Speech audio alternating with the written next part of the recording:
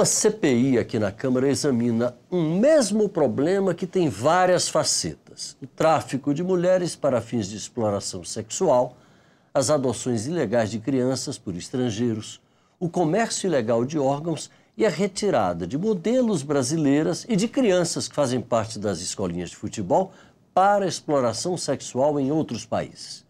O deputado Arnaldo Jordi, do PPS do Pará, é o presidente dessa CPI. Ele ficou surpreso com esse comércio ilegal de seres humanos, cuja existência conhecia, mas não sabia que havia crescido tanto. O deputado está aqui com a gente, participa desta edição do Palavra Aberta, com retransmissão pela Rádio Câmara. Deputado, desses casos todos que estão chegando ao conhecimento da CPI, o que mais lhe chamou a atenção, o que mais lhe preocupou?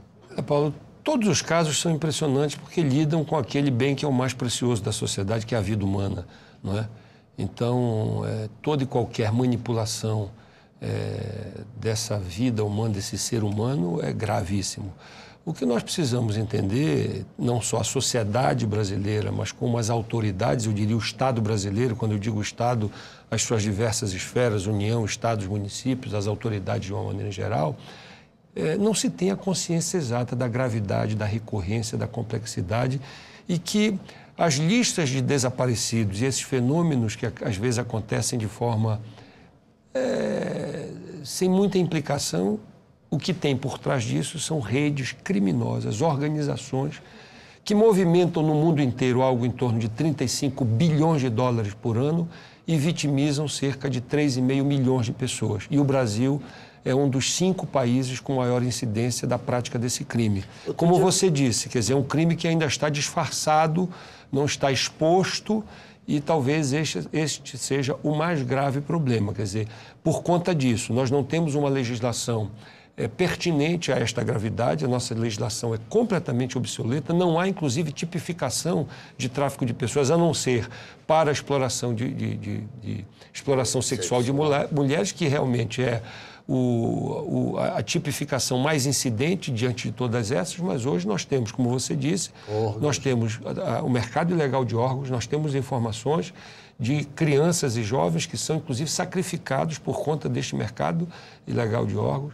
Nós temos a questão da adoção ilegal também, nós já vimos em São Paulo, a CPI já investigou. Agora, na Bahia, no interior da Bahia, uma família, 5 crianças foram num prazo recorde, no prazo de 24 horas, quando geralmente o processo de adoção demora entre 3 anos e 3 anos e meio no Brasil. Quer dizer, aí há um conluio de toda... Aí há gente do judiciário, etc. Provavelmente do Poder Judiciário, porque este juiz autoriza sem a obrigatoriedade legal... Cumprimento daqueles trâmites. Que é o Ministério Público ser ouvido, os pais das crianças, e pelas informações que o noticiário nos mostra, essas crianças tinham escola, viviam bem com a família, cuidadas pela família, jovens que nunca tiveram envolvimento com droga, com rebeldia, com briga, ou seja, uma criança normal de família pobre, mas muito bem cuidada pelos vizinhos, os depoimentos dos vizinhos, das professoras, das diretoras da escola, é que os pais iam buscar, iam deixar, enfim, uma criança normal. E simplesmente essas crianças, em 24 horas, a família, a vida desta família foi transtornada e essas crianças todas hoje foram removidas para São Paulo misteriosamente. Evidentemente que pressupõe-se um conluio de todas as autoridades, inclusive do Poder Judiciário. Deputado, há pouco mais de uma semana eu estive em Manaus e eu observei no mercado de Manaus uma série de pequenos folhetos colados em vários lugares com várias fotos de garotas desaparecidas, garotos também, etc. Aquilo me chamou a atenção. E agora o senhor está falando aí que isso constitui uma rede que a gente não percebe. De aquelas mocinhas, aquelas crianças que eu vi lá nas fotografias, podem ter sido retiradas do Brasil. Muitos desses casos são casos motivados por razões fortuitas. Brigou com a mãe, se aborreceu, fugiu com o namorado, coisas dessas. Mas muitos casos que se observa são pessoas que são capturadas por essas redes criminosas e que muitas vezes as mães vão atrás, não tem pista nenhuma, não encontram, não está com a família, nunca saiu por um raio muito distante do entorno da sua casa e misteriosamente. Então, provavelmente, como já as estatísticas já registram, esses adolescentes, essas pessoas independente de serem menores ou não, são vítimas de redes criminosas que utilizam, inclusive, para a exploração da mão de obra ilegal. Não é? Nós temos casos, não só o Brasil exporta pessoas que são vítimas lá fora dessa jornada de trabalho além do que permite o ordenamento jurídico brasileiro ou do país, também, como também dos bolivianos, dos haitianos que vêm para cá por conta de um mercado mais atrativo e que são vítimas de uma exploração de jornadas de trabalho completamente exercidas ao arrepio da legislação brasileira. Então nós precisamos melhorar não só a legislação penal, o Código Penal, o Código de Processo Penal, a Lei de Estrangeiro, a Lei de Imigração, são legislações completamente obsoletas que precisam. E essa é uma das contribuições que nós pretendemos dar na CPI, é que ao final se apresente um conjunto de sugestões, não é? Já que o Código Penal, o Código de Processo estão sendo revistos no Congresso, encaminhar ao presidente da Casa, a todas as comissões, para que a gente possa apresentar um capítulo que trate da questão dos direitos humanos e dentro dele a questão do tráfico de pessoas. Pode sair um anteprojeto ou vários anteprojetos de reforma desses códigos como proposta da CPI? Isso é objetivo e missão da CPI, já tem muita coisa pré-formulada e que a gente deve concluir isso num grande seminário com especialistas.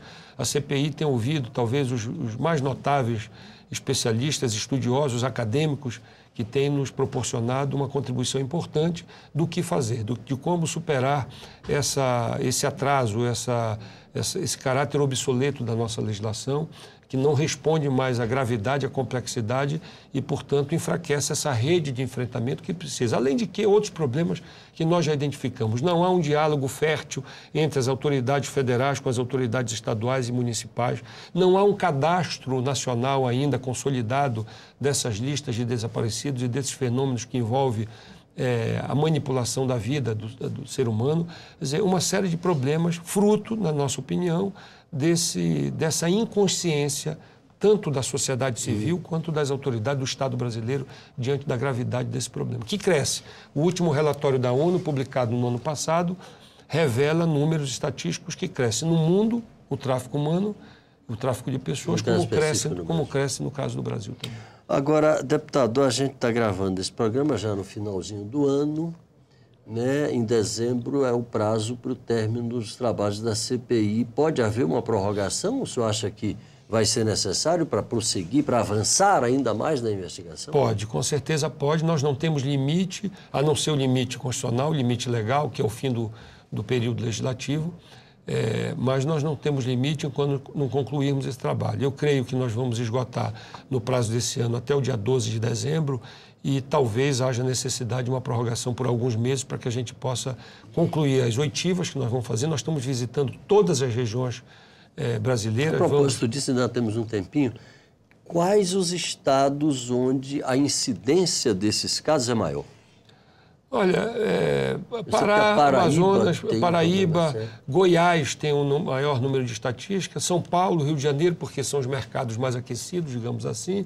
Mas aí é mais tráfico de mulheres, né? Tráfico de mulheres também. E a questão das escolas de futebol e das modelos. Esses são fenômenos novos. São fenômenos novos, recentes. As escolas de futebol, como é que é isso? São capturados pessoas muito vulneráveis, geralmente, tanto no caso das modelos como desses jovens. São vulneráveis, que eu digo, socialmente, financeiramente, de alguma forma, são capturados para essa rede, com essa sedução, com essa ideia sedutora de fama, de dinheiro, de ter notoriedade, não é? Que a propaganda, a mídia acaba produzindo. E esses garotos são atraídos, perdem as suas relações de escola, de vínculos familiares, muitas vezes a família autoriza, no afã de ver se transformado no Neymar da vida, numa Gisele Bündchen ou qualquer uma outra dessas famosas, e acabam que esses garotos acabam ficando refém de redes dessas organizações e sendo manipulados para outro tipo de atividade que compromete, tá certo, o estatuto da criança e do adolescente. A mesma coisa nas modelos. Muitas vezes entram para a rede de prostituição porque ficam vulneráveis, como não foi o caso daquelas modelos na Índia que foram resgatadas pelo Itamaraty, em função da providência que o pai de uma delas reclamou e conseguiu resgatá-las a tempo antes de entrar para esse mercado de luxo da prostituição no exterior. Deputado Arnaldo Jordi, muito obrigado pela sua participação muito aqui obrigado com a também gente. Parabéns pelo trabalho. Tá bom, muito obrigado. Você de casa, obrigado pela audiência, um abraço e até a próxima.